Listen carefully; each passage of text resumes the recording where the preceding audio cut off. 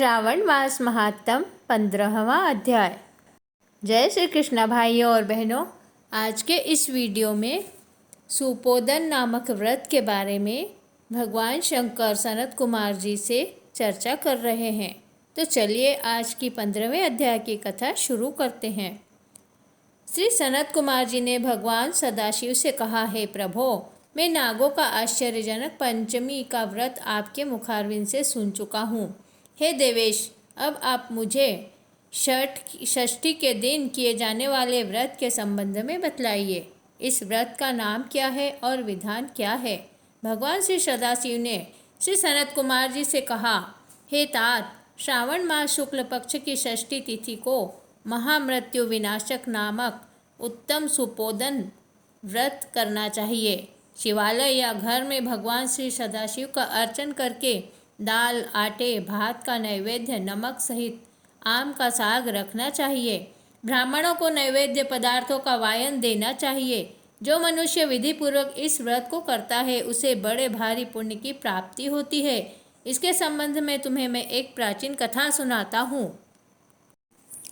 रोहत नामक एक राजा के यहाँ बहुत समय तक संतान नहीं हुई। उसने पुत्र की प्राप्ति के लिए कठिन तप किया। तप के द्वारा श्री ब्रह्मा जी ने प्रकट होकर उस राजा से कहा, हे राजन, तुम्हारे भाग्य में पुत्र की प्राप्ति नहीं है। लेकिन राजा इस पर भी पूर्ववत तपस्या में लीन रहा। ब्रह्मा जी दोबारा प्रकट हुए और राजा से कहा, हे राजन, तुम्हें जो पुत्र मैं दूंगा वह अल्पायु होगा। इस पर राजा और रानी ने सोचा कि अल्पायु पुत्र ही सही। एक तो उसकी प्राप्ति से वंध्यापन हट जाएगा, दूसरे इस लोक में अपुत्र होने की निंदा मिट जाएगी। श्री ब्रह्मा जी के वरदान से राजा के यहाँ शोक और हर्ष के साथ पुत्र हुआ। राजा ने जात कर्म आदि संस्कार बड़ी धूमधाम से किए। राजा रोहित तथा रानी दक्षिणा ने पुत्र का नाम शिवदत्त रखा। डरते डरते राजा ने राजकुमार का उपनयन संस्कार किया। मृत्यु भय से राजा ने उसका विवाह नहीं किया। जब राजकुमार 16 वर्ष का हुआ तो उसकी मृत्यु हो गई। ब्रह्मचारी पुत्र के मरने से राजा दिन रात चिंतित रहने लगा, क्योंकि जिस वंश में ब्रह्मचारी की मृत्यु हो जाती है वह वंश नष्ट हो जाता है और उसकी दुर्गति हो जाती है। सनत कुमार जी ने भगवान श्री सदाशिव से पूछा, हे देवाधिदेव जगन्नाथ, क्या इसका कोई उपाय नहीं है? यदि है तो मुझे बतलाइए। भगवान श्री सदाशिव बोले, हे तात, मृतक स्नातक या ब्रह्मचारी आदि हो तो अर्क विधि से विवाह संयोग करके पेड़ तथा ब्रह्मचारी को मिलाकर देश, काल, गोत्र तथा नाम को कहना चाहिए और यह कहना चाहिए कि मैं मरे ब्रह्मचारी की शांति के लिए नैसर्गिक व्रत करता हूँ। पहले सोने से अभ्युदयिक कर अग्नि स्थापना तथा आघारा, वाज्य, संज्ञक आदि आहुति देनी चाहिए। व्याहृतियों में हवन करके व्रत के अनुष्ठान के लिए फल पाने के लिए व्रतकर्ता को अग्नि तथा विश्व देव का घी से हवन करना चाहिए। स्विष्ठ कृत हवन करके अवशिष्ट होम समाप्त करना चाहिए। देश काल का विचार करके हवन के पश्चात कहना चाहिए कि मैं अर्क विवाह करूँगा।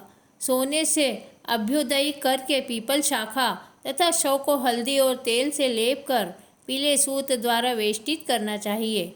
फिर अग्नि की स्थापना करके विवाह विधि द्वारा आघारांत हवन करके अग्नि, बृहस्पति, काम, 4 व्यावृत्तियों से हवन करके स्विष्ट वृहत संज्ञक होम कर कर्म को समाप्त कर देना चाहिए। यथाविधि पीपल की डाली और मृत शव को जला देना चाहिए। मृत्यु की संभावना हो तो इस व्रत को 6 वर्ष तक करना चाहिए। 30 ब्रह्मचारियों को नए कौपिन और एक हाथ का या कर्ण मात्र का कृष्णाजिन देना चाहिए। खड़ाऊ, छत्र, माला, गोपीचंदन, मणि, प्रवाल, माला तथा आभूषण समर्पण करने चाहिए। इस प्रकार करने से कोई विघ्न नहीं होता है। भगवान श्री सदाशिव ने श्री सनत कुमार जी से कहा, हे सनत कुमार, राजा ने इस विधि को ब्राह्मण के मुख से श्रवण करके सोचा कि यह अमुख्य अर्क विवाह मुझे अच्छा नहीं लगा। विवाह का मुख्य होना उचित है, जिससे मेरे जीव के वास्ते कोई कन्या नहीं देता है। मैं राजा हूँ, जो कोई इसको अपनी लड़की देगा मैं उसे रत्न तथा बहुत सा धन प्रदान करूँगा। उसके शहर में एक ब्राह्मण रहता था, जो कि उन दिनों बाहर गया हुआ था। उसकी पहली मृत पत्नी से एक लड़की थी। उस ब्राह्मण की दूसरी पत्नी बहुत ही दुष्टा थी। उसने डाह से तथा पैसों के लालच में राजा को लड़की देना स्वीकार कर लिया।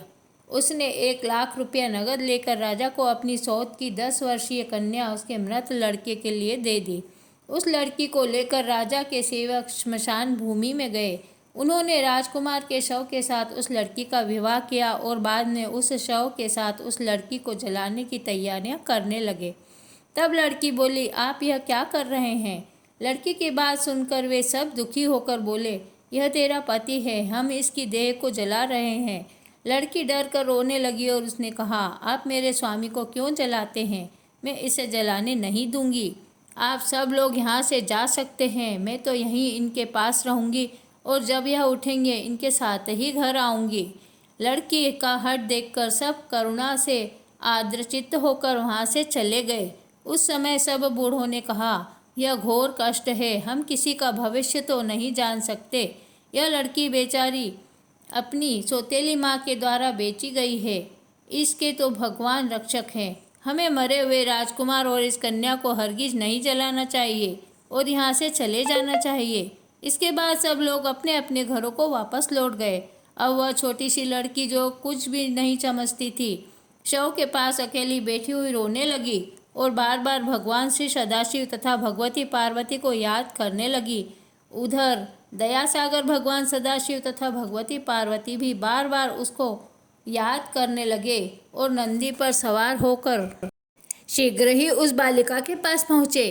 बालिका ने जब भगवान श्री सदाशिव और भगवती पार्वती को देखा तो वह अपने स्थान पर से उठी और उन्हें प्रणाम किया। उसे भगवान तथा भगवती के आने से बहुत संतोष हुआ।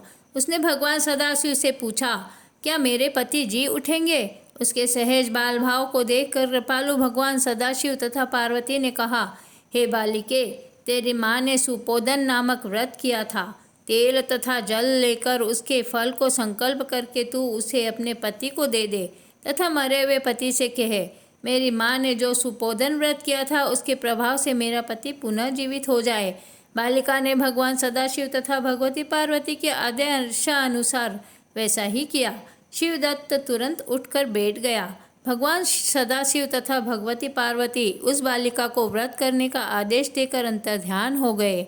श्री सदाशिव और भगवती पार्वती के जाने के बाद शिवदत्त ने उस कन्या से पूछा, तुम कौन हो और मैं किस प्रकार यहाँ आया हूँ? बालिका ने शिवदत्त को सारी कथा सुना दी। इसी प्रकार रात बीत गई। प्रातःकाल नदी के तट पर स्नान करने के लिए आए हुए लोगों ने वापस लौटकर राजा से जाकर कहा, हे महाराज, आपका पुत्र तथा पुत्रवधू नदी के किनारे पर बैठे हैं। राजा सारा हाल सुनकर अत्यंत प्रसन्न होकर बाजे गाजे के साथ नदी के तट पर आया। जनता ने प्रसन्न होकर राजा की स्तुति की। राजा ने पुत्रवधू की प्रशंसा की और कहा, आप लोग मेरी स्तुति क्यों कर रहे हैं? मैं तो एक मंदबुद्धि अधम जीव हूँ। मेरी सहपुत्रवधू सुभागा और धन्य है। उसके सजीव पुण्य से राजकुमार जी उठा है। राजा ने फिर उत्तम ब्राह्मणों को ध्यान दिया और पूजन किया। उसके मरे बालक को नगर के बाहर जाकर पुनः जीवित हो जाने पर नगर में प्रवेश करने के निमित्त ब्राह्मणों के कहने के अनुसार विधान से शांति की। हे सनत कुमार, मैंने तुम्हें सुपोदन नामक व्रत के संबंध में बतलाया है। मनुष्य को चाहिए कि इसको 5 वर्ष करने के पश्चात उद्यापन करे। भगवान श्री सदाशिव तथा भगवती पार्वती का प्रतिदिन अर्चन करके चरु तथा आम के पत्तों द्वारा प्रातःकाल हवन करना चाहिए। पूर्व विधान से व्रत में नैवेद्य तथा वायन देना चाहिए। इस प्रकार व्रत करने से मनुष्य को चिरायु पुत्र की प्राप्ति होती है और अंत में वह शिव धाम को जाता है। श्रावण मास महत्तम के 15वें अध्याय की कथा यही समाप्त होती है। श्री शिवाय नमस्तुभ्यं, श्री शिवाय नमस्तुभ्यं, श्री शिवाय नमस्तुभ्यं, श्री शिवाय नमस्तुभ्यं।